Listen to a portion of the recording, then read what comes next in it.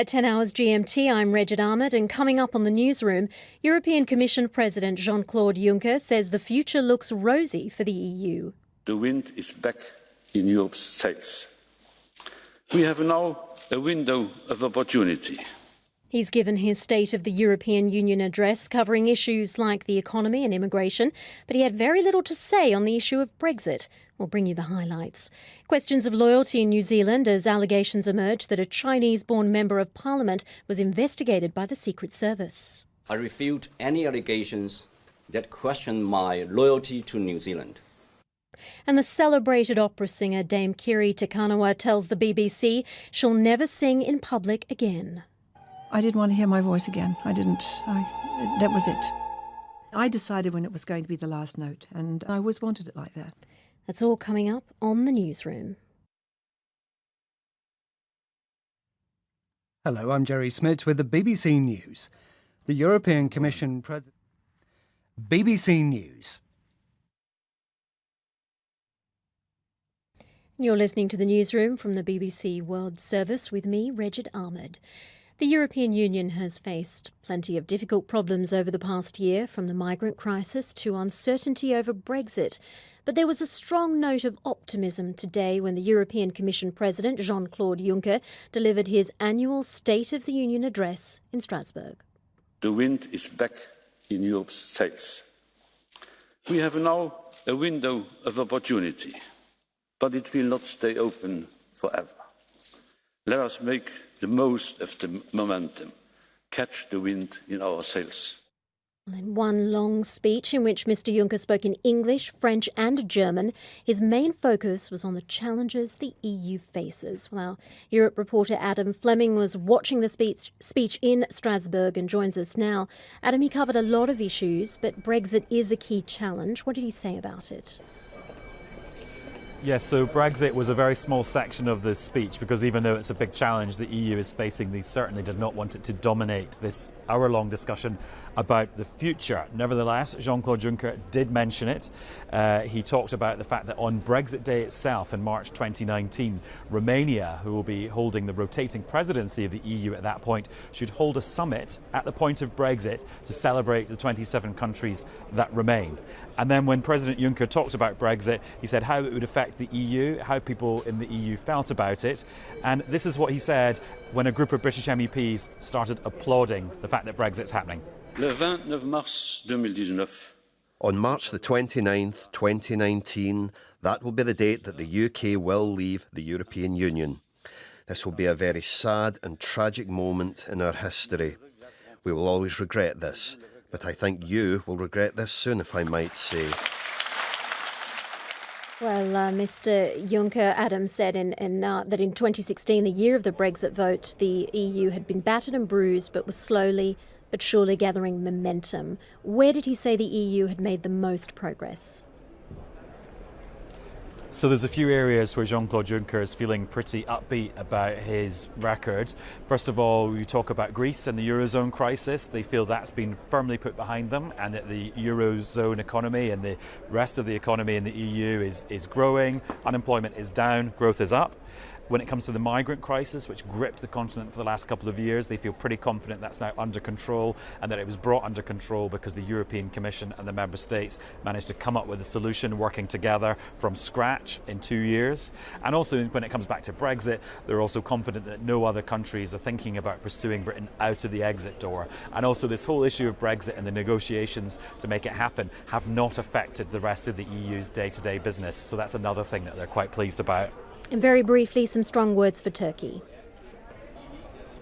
Yes, lots of criticism from Mr Juncker of the Turkish government, particularly when it came to jailing journalists. Mr Juncker said their journalist's job was to be at their desk having a debate with people, not being locked up in jail. But on the other hand, very warm words to the Balkan countries. There's been a bar on new countries joining the EU before 2020, but Mr Juncker strongly hinting that that bar will be lifted and that Western Balkan countries could be joining the EU as Britain leaves. All right, Adam Fleming in Strasbourg, thank you very much for that. Well, Mr Juncker also struck an optimistic tone about the EU's economic prospects. Well, with me in the studio is our economics correspondent, Andrew Walker. Andrew, he said Europe's economy was bouncing back. Is it all good news? Well, the phrase he used was the wind is back in Europe's sails. And it is certainly true that the economic recovery after a very, very difficult period, the financial crisis and a nasty recession that was particularly unpleasant in some countries, economic growth has now, in the last year or so, has gained some new momentum. Mr. Juncker focused on that and also about the improvement there has been in the employment situation. Unemployment is at a 9-year low. Almost 8 million jobs have been created during this mandate so far. With 235 million people at work, more people are in employment in the European Union than ever before. Now, all that's perfectly true, but I think it is worth emphasising that unemployment across the Eurozone is still 9.1%, down from the high, but that's still uncomfortably high. And there's also very wide variations. So you have 3.7%, very low in Germany, and a figure of in excess of 20% in Greece. And youth unemployment in some countries is particularly problematic, in excess of 30% in Greece, Spain and Italy. So progress, yes, but a lot more is needed. Andrew, Mr. Juncker also urged the EU to forge new trade deals. And interestingly, he mentioned Australia and New Zealand, countries that Britain is seeking to do deals with post-Brexit. Yes, and he also wants to see rapid progress towards completing some other negotiations that the EU has in hand with a group of countries in South America, and also updating an existing agreement with Mexico. So yes, it's one of the really striking things about this, about the trade scene in the wake of Brexit, I suppose, is the fact that is this tension between the EU as being an attractive trade partner because it's much larger than the British economy, but it's also in a way more difficult to negotiate with because you have to satisfy 27 rather than just one government. All right, our economics correspondent Andrew Walker, thank you very much for that analysis. Well, let's move on. As the humanitarian crisis and ethnic conflict in Myanmar continues, the country's de facto leader, Aung San Suu Kyi, will miss next week's UN General Assembly as criticism of her handling of the Rohingya crisis grows. The UN Security Council will meet later to discuss the situation amid warnings of an inadequate aid response. Around 400,000 Rohingya Muslims have fled for Bangladesh since the outbreak of violence last month. The BBC's Jonathan Head is in Myanmar's capital, Yangon. No reasons being given. Her party and the government spokesman have simply announced it. There is the suggestion that perhaps she needs to deal with the Rakhine crisis, but they're not giving an official explanation, which leaves us a little baffled, really, because in the end, of course, the Myanmar government is adamant that it has good reasons for what it's doing in Rakhine State. Aung San Suu Kyi has defended that line. She's talked about the threat from terrorism, from an armed insurgency. You would think the UN General Assembly would be a good arena on which to make those points, given the storm of criticism which has come down on her and on her government. Also, Aung San Suu Kyi is really the only effective advocate for Myanmar overseas. There's simply nobody else. She's foreign minister as well as this position of state councillor, which in effect oversees the president. There's nobody else anywhere close to as being as capable as articulating their point of view. So it's a mystifying decision. And of course, in many people's eyes, it suggests that she simply doesn't want to face up to the immense amounts of criticism she's likely to encounter with all the other heads of government at the UN General Assembly. Jonathan Head there. Well, you're listening to the BBC World Service. Still to come on the newsroom. India starts construction of a high-speed railway, but should it be doing more to upgrade its existing rail network? First, here's Jerry with the headlines. The European Commission President Jean-Claude Juncker, in his State of the Union address, has set out an ambitious vision for the future of the EU once Britain leaves. Myanmar's leader Aung San Suu Kyi has cancelled plans to attend the UN General Assembly as she faces growing criticism of the exodus of Rohingya Muslim refugees. And a Chinese-born New Zealand MP has rejected media reports that have questioned his loyalty after allegations he was investigated by the intelligence services. Well, let's get more on that story about that Chinese-born New Zealand MP. He, in recent hours, has held a news conference to deny claims about his loyalty to his adopted country. Let's speak to our South Asia editor, Mickey Bristow, who's in the studio now. Mickey, who is this MP and what exactly is he accused of? Well, Jen Yang is a man who was born in China but moved to New Zealand in 1999. For the last 6 years, he's been an MP for the governing National Party. He's served on the Foreign Affairs Committee. Over recent days, allegations have appeared in newspapers highlighting his past in China and suggesting that New Zealand's Secret Service has investigated this past. Now, as you indicated there in the introduction, Jen Yang has given a news conference to reject the implications of these newspaper reports. I refute any allegations that question my loyalty to New Zealand. Although I was not born here, I'm proud to call myself a New Zealander. I challenge those who are propagating these defamatory statements to front up and prove it. This is a smear campaign by nameless people who are out to damage me and the National Party 10 days from an election, just because I am Chinese. Now, quite a clear position there from Jen Yang, but he went on to admit that he had actually taught Chinese intelligence officers English back in China. And if you look on his National Party CV, which is up on the website for anyone to have a look at, he doesn't really go into a lot of details about his past. So he's perhaps not hidden it, but perhaps not been very clear and upfront in public about it as he perhaps could have been. Now, in terms of the background to this, is there concern about Beijing's influence abroad when there are large ethnic Chinese populations living in other countries? I suppose this feeds into that wider issue. As China becomes more powerful and richer, it seeks to project itself abroad to seek friends, to influence how other governments see it. This is particularly the case in countries with large ethnic Chinese populations such as Canada, New Zealand or Australia. In which they try to influence what goes on in those countries, either through businessmen, ethnic Chinese businessmen it cultivates. It might do it through the media, link-ups with media. It might even try to directly influence events going on within those countries. And I suppose this idea, this row about Jen Yang's loyalty to New Zealand feeds into those general fears about Beijing's influence, and perhaps it's maybe not done above board or above the radar. Right, East Asia editor Mickey Bristow, thank you very much. The Australian actress Rebel Wilson has been awarded $3.6 million in damages after winning a defamation case against a magazine publisher. A series of articles claim that the Pitch Perfect and Bridesmaids star had lied about her age and upbringing. More from our Sydney correspondent Hal Griffith. Rebel Wilson says that 8 celebrity magazine articles led to her losing work in Hollywood. They claimed that she'd lied repeatedly about her age, her name and her background, including her belief that she's a distant relative of Walt Disney. In June, a jury agreed the articles were defamatory. The compensation payout awarded today is an Australian record and more than 20 times the amount Ms Wilson had offered to accept before the case went to court. She's pledged to give the money to charities and invest in the Australian film industry. Well, Jenny Afia, a privacy expert at the law firm Schilling, said the case could encourage other celebrities to challenge false accusations in the media. I hope it will embolden them to challenge false claims. One of the reasons damages were so high in this case was the judge said the magazine company based their stories on information from an anonymous source who was paid. And that's so difficult to deal with when you're a celebrity facing anonymous sources. And hopefully this will encourage them to sort of stand up and assert their rights of reputation and often privacy. It's really horrid going through litigation, and you only do it not to make money, but because the issues of reputation and privacy are so important. In Singapore, a search continues for 5 crew members of a Dominican-registered dredger which collided with a tanker in waters off the country's coast. From there, Karishma Vaswani reports.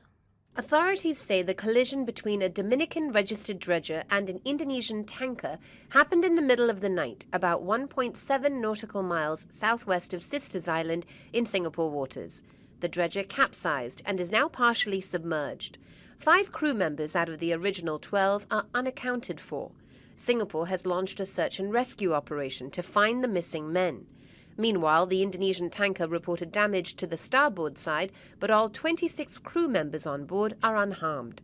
It isn't clear what caused this accident, but it comes just weeks after the USS John S. McCain collided with a Liberian-flagged oil tanker in the waters east of Singapore's Straits, one of the busiest commercial shipping routes in the world.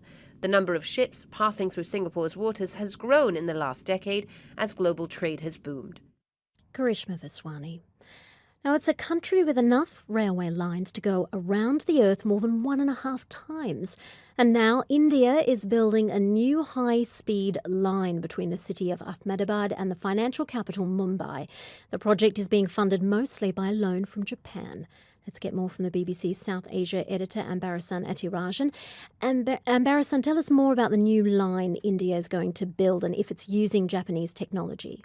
This is the first time India is planning to have a bullet train, even though Indian Railways is known globally.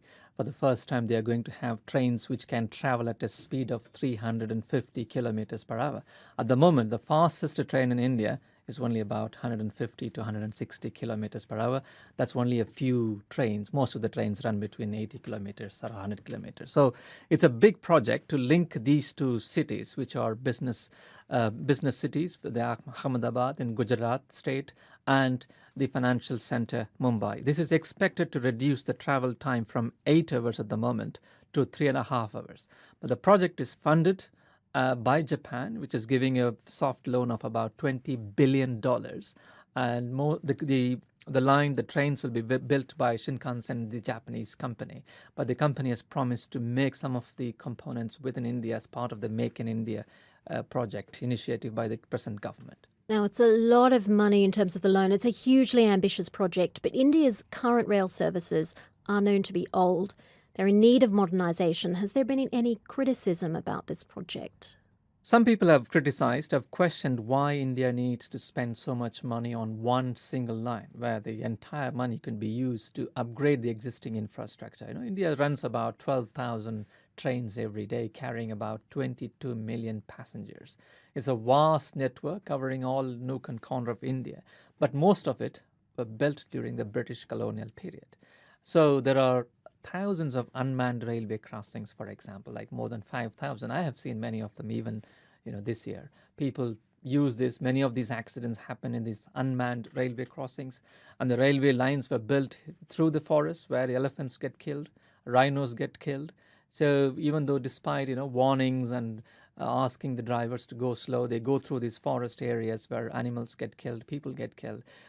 There were a number of accidents in the last 4 months. That's why the railway minister had to resign, and then a new person has taken charge. So spending 20 billion on one single project, people are asking why can't they improve the existing infrastructure. For example, one of the government reports a couple of months ago said the food served on the Indian trains are not for humans. Right, so it's going to be interesting to watch how the rail line develops. But Japan, in terms of funding this very briefly, is this a deepening of economic ties between the two countries? The bilateral trade stands at about $14 billion between India and Japan, and Japan is leading the trade. But there is also an increasing the Chinese presence. They want to build closer links because China wants to assert itself in South China Sea. Japan is worried about it. At the same time, China's presence in South Asia worries India. And people see this as like to counter the China's influence, India and Japan are coming together. All right, BBC's South Asia editor Ambarasan Etirajan. Well, now Jerry has some other stories from our news desk. Cities across Russia are on high alert for a fourth day as anonymous callers warn of planted bombs causing mass evacuations. Officials say every call is being treated seriously, and the number of evacuees is now in the tens of thousands. Premises of alerted high schools, universities, stadia and airports are thoroughly searched, but no bombs have been found. The latest major premises to be evacuated are 2 airports in Siberia. Police in the Haitian capital Port-au-Prince have fired tear gas to break up violent street protests. Cars and tires were set alight and businesses were damaged by demonstrators angry over controversial new budget measures. Just hours before Hurricane Irma passed along the northern coast of Haiti, damaging thousands of homes, members of parliament voted to give themselves a salary increase of more than 70%. The budget also requires Haitian citizens to pay a new registration tax before they can access government services. One of the founders of Twitter has described President Trump's use of the network as an example of the world dumbing down. Evan Williams played down the influence Twitter had in the US election and suggested the president tweeted simply to attract attention. There's a media ecosystem that is supported and thrives on attention, period. And that is what's making us all dumber and not smarter. And Donald Trump is a symptom of that.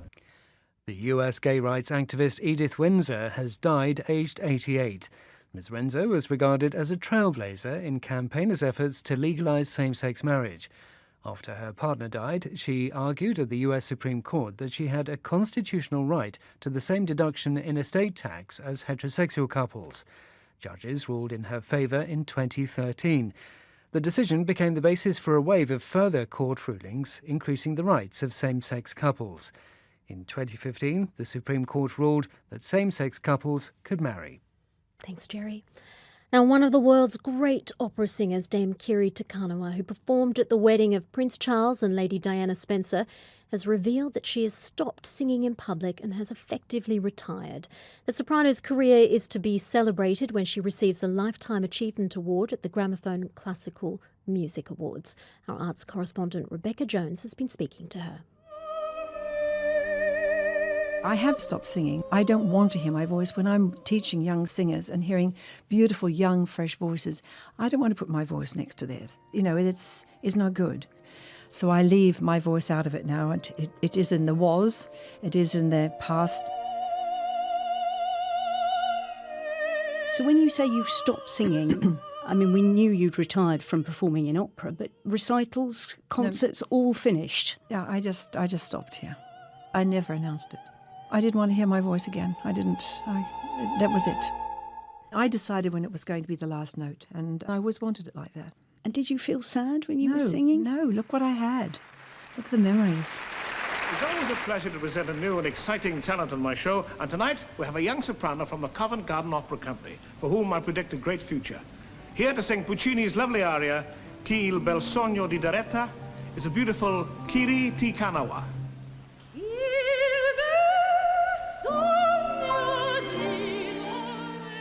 Kiri Kanawa on The Harry Seacombe Show in 1971. By the end of that year, she'd become an international star, playing the Countess in The Marriage of Figaro at Covent Garden. And that was incredibly special. I mean, I'd like to put that up as, I suppose, the moment of my life, or the time of my life.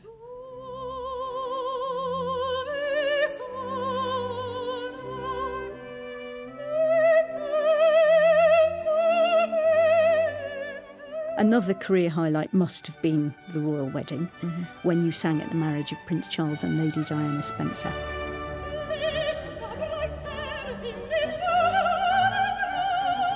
How did that come about? I've tried to find out how it came about, but I was told 2 or 3 months before, you will sing this song at the royal wedding. What are your thoughts on being given this Lifetime Achievement Award? I think it's very, very special, but I never actually came off stage and saying, there, I've really done it this time. I've really, really nailed it. Never. I always felt, there was a mistake in it. There was another one. I did that. And I was constantly analysing through the whole of the performance what I'd done. And I came out of it thinking, well, not tonight.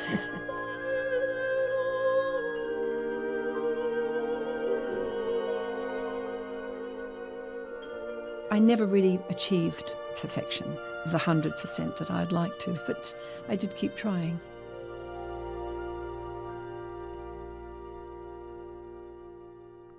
And the beautiful voice there of Dame Kiri Kanawa.